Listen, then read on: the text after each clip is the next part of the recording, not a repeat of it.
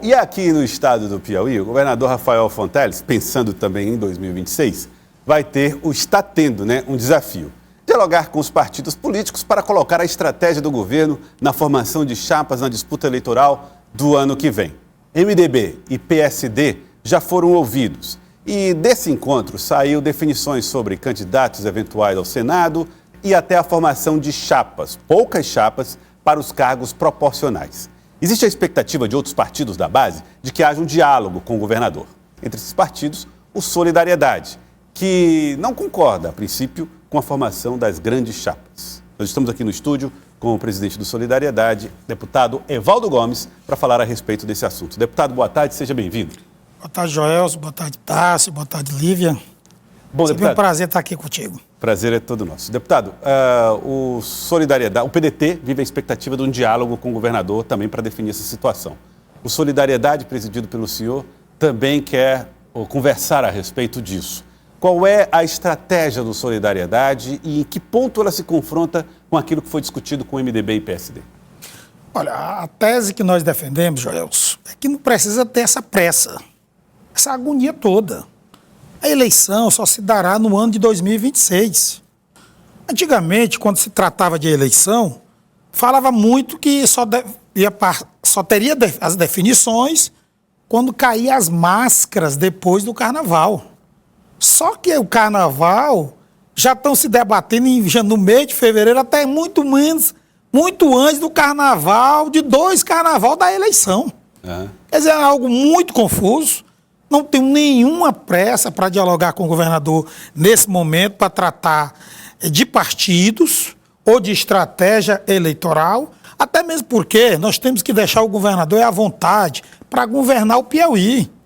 Não se pode 1 ou 3 partidos estar pressionando o governador para que o governador já possa ter as definições de um processo eleitoral que se dará só no ano de 2026. Então é uma crítica que o senhor faz a PSD e MDB, considerando que os dois estiveram reunidos com o governador? Total, eu acho que isso é esquecer que o governador tem um programa, esse programa foi, que o governador se elegeu, foi o programa que ele apresentou para a população, né? E nós temos que fazer com que o próprio governador possa executar essas ações para que o próprio governador esteja bem com a população. Nós temos que lembrarmos que quem elege o governador, os deputados, é o povo. Então, se o governador está bem, naturalmente será fruto de um trabalho que ele vai desenvolver, certo? Antes das eleições. E as eleições só em outubro do ano de 2026. Então, quase 2 anos ainda nós estamos da eleição. Presidente, eu compreendo a sua fala em relação a articular com o governador sobre essa montagem das chapas proporcionais. Mas o senhor, enquanto presidente estadual da sigla, inclusive já vem fazendo essas filiações, como é o caso do ex-senador João Vicente Claudino, e também conversas com outras lideranças, como o deputado estadual Franzé Silva, que é do PT. Então, essas estratégias das chapas, elas já estão acontecendo. Existe já alguma pretensão, inclusive em relação à coligação com outros partidos, para poder se municiar dessa dificuldade da cláusula de barreira, da possível dificuldade em relação ao quociente eleitoral? Como é que está essa articulação? Mas é justamente isso. Qual é a função de um dirigente de partido? A função do governador é administrar o Estado, fazer as políticas públicas em benefício da população. Isso o governador tem feito. Quando tem se colocado, fazendo uma revolução na área da educação, especialmente na escola de tempo integral, buscando um diálogo com a sociedade no sentido de melhorar as obras estruturantes no Estado. E nós, dos partidos políticos, como na condição de presidente, minha função é essa. Partido político não pode existir apenas no período eleitoral. Partido político ele precisa ter uma vida orgânica. E a vida orgânica do partido é trazer líderes políticos para que eles se filiem e, naturalmente, possa incentivar esses líderes a disputar a eleição. Então, nós estamos no nosso papel. Agora, fazer debate de estratégia, pressionar o governador, um diálogo para o governador, para saber como é que se dará esse quadro político, nós só iremos fazer no ano de 2026. É um mantra que o governador tem adotado, né, deputado? 2026, só em 2026. Ele sempre fala com a gente. Mas, claro, por solidariedade, 2026 já começou, claro, desde as articulações. O senhor tem dialogado com a direção nacional do partido, que já apontou essa chapa para federal, deputado, como um dos desafios em todo o país. Como que está esse entendimento, como está essa expectativa? O senhor já apresentou alguns nomes da chapa federal, mas como é que está o entendimento com outras lideranças em todo o estado do Piauí para tentar atender essa demanda da direção nacional do Solidariedade? A gente está fazendo o nosso dever de casa, dialogando com quem quer disputar a eleição de federal, de deputado estadual, mas também nós estamos discutindo com outros partidos da base, porque não é justo o PSD manter um entendimento com o MDB e dizer assim, o resto é resto. Nós somos o bambambam, é nós que mandamos, tá certo? É nós que queremos eleger os nossos deputados estaduais e os nossos deputados federais e o restante estão fora. Não se faz política desse jeito. Essa foi a sensação que o senhor teve? Na minha opinião, sim. Existe imposição. A melhor coisa na política é o diálogo, é a conversa, é o entendimento.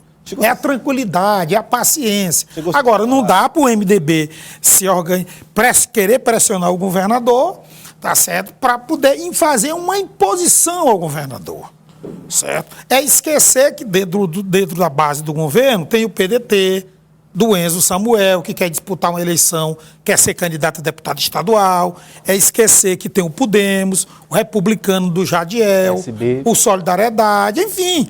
São partidos que nós estamos dialogando, sem radicalismo, com os pés no chão e com respeito.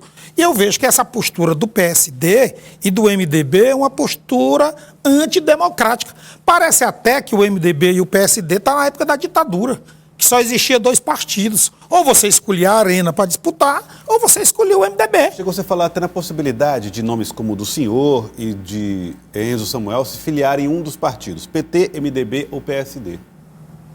A decisão é deles. Eu vou te dar aqui um exemplo de uma coisa, Joelson. Como é que você pode, o PSD e o MDB possa já definir a candidatura, por exemplo, a pré-candidatura do senador Júlio César ao Senado? Se o próprio PT, a nível nacional, tem uma estratégia que é preciso que o partido em todo o Brasil tenha uma candidatura de senador. O deputado Flávio Nogueira, por exemplo, é o nome que está sendo colocado para ser candidato a senador. Como é que o Júlio César já se titula como candidato a senador da base? A propósito do assunto, Tássio Cruz acompanhou esse encontro. Nós temos uma foto que está na tela.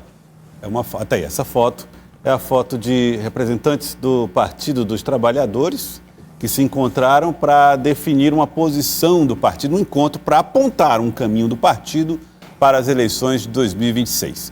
Lembrando que o governador Rafael Fonteles é um nome do PT na chapa, como candidato a governador, mas hoje essas lideranças, Tássio, falaram sobre a possibilidade da indicação de um nome de candidato ao Senado. Exato, Joelson. 4 deputados e 3 candidatos a gente vê na foto do Partido dos Trabalhadores, e nesta reunião se definiu, como dizia há pouco o deputado Evaldo, que o PT buscará uma cadeira ao Senado nesta chapa majoritária. E o nome que já se prontificou nesta reunião a disputar o pleito, é o primeiro, podem surgir outros nomes, é de quem está aí ao centro da foto, deputado Flávio Nogueira, que já se colocou como possível candidato ao Senado pelo Partido dos Trabalhadores. O deputado federal Florentino Neto falou a respeito dessa reunião da bancada federal e do PT, definindo uma saída, uma indicação para o nome na disputa ao Senado. Nós tivemos uma reunião hoje, inclusive no meu escritório aqui em Teresina, onde nós estivemos reunidos, os 4 deputados federais de mandato, o deputado Franzé Silva, que tem a pretensão de se candidatar também a deputado federal, o ex-governador Wilson Martins, que deverá ser candidato também a deputado federal, e o atual presidente da GESPISA, o ex-deputado José Santana também, que coloca essa pretensão de se candidatar a deputado federal. O pensamento de todos é que nós temos que fortalecer o Partido dos Trabalhadores, fortalecer a chapa do PT, tanto para deputado federal como para deputado estadual. É um partido que está no governo federal, no governo estadual, é um partido que tem feito grandes entregas e, historicamente, é o partido que talvez mais tenha contribuído, através de seus nomes, para o desenvolvimento do estado do Piauí. Inclusive o desenvolvimento humano, que nós sabemos o quanto que o partido investiu nesses anos que está no poder. Então, por isso, nós queremos o fortalecimento das chapas, tanto para deputado estadual como para deputado federal, e nós vamos dialogar com o governador, que queremos também, uma das cadeiras do Senado, nós vamos ter um candidato assim formado pelo consenso entre nós todos, para que esse seja o nosso candidato a senador a disputar a vaga para o Senado nas próximas eleições. O PT indicando um candidato ao Senado agrada ao Solidariedade como partido da base? Não, eu não estou questionando se vou agradar ou não. O que eu estou querendo dizer é que você não pode preparar, entregar um prato feito. Isso é o que o PSD e o MDB quer, é entregar um prato feito dentro da base. Olha, nós vamos aqui montar uma chapa de estadual e de federal, nós vamos aqui pressionar o governador para ter só essa chapa, sobra do PT e o resto que se dane. Funciona desse jeito na política. A política é muito diálogo. Não pode, o Júlio César não pode se achar que já é o candidato a senador, porque tem o deputado Flávio Nogueira se colocando como uma alternativa também. Eu acho que nesse momento, quem deve estar preparado e deve ser candidato no ano que vem é o governador Rafael Fonteles, porque tem o direito à reeleição, e o o senador Marcelo Castro, que deve ter o direito de ir buscar a reeleição. Os demais têm que aguardar os fatos, tá certo? O que nós não podemos é aceitar prato feito do PSD e do MDB, tá certo? Eles só são grandes porque alguém... Olha, uma coisa interessante. Sabe qual é a tese que o MDB e o PSD defendem? Tem os deputados para ser eleito e tem os deputados para ser suplente. Ninguém entra numa eleição para ser suplente. Alguém entra numa eleição para ganhar a eleição. Eu não conheço ninguém que resolve disputar uma eleição e queira ser suplente. Todo mundo que disputa uma eleição, ele quer ter a oportunidade de representar a população do parlamento. Ninguém. Não, nós vamos eleger aqui os deputados A, deputado B, esses daqui serão suplentes, esses suplentes que serão bem tratados. Que coisa feia, horrível. Tá certo? Esquece até que quem elege é o povo. Deputado, o senhor falava justamente sobre essa divisão de A mais B e que o resto, entre aspas, acabaria sendo prejudicado por conta disso. O argumento que as lideranças dos dois partidos utilizam é que na eleição de 2022, dadas as circunstâncias, as sobras acabaram não favorecendo a esses partidos que tiveram um número maior na bancada. E com isso acaba ficando a situação de não montar as chapinhas. Esse é o argumento utilizado. O senhor entende que com isso e com a possibilidade de não haver um apoio efetivo do governador Rafael Fonteles há uma chapa menor, as famosas chapinhas, isso prejudicaria a estratégia eleitoral do Solidariedade, inclusive com um possível esvaziamento de lideranças, porque o senhor conversava também com o ex-governador Wilson Martins, e agora já se cogita que ele continue no Partido dos Trabalhadores. Como é que é essa possibilidade, esse desenho para o próximo ano? Daqui até o ano que vem, até março do ano que vem, tu vai ver o Wilson Martins em diversas fotos. Franzé, então, a decisão de quem vai disputar a eleição só se dará em março do ano que vem. Cada um que quer disputar uma eleição, ele vai avaliar a melhor estratégia para que ele possa ser eleito em março do ano que vem. Então é muito fácil.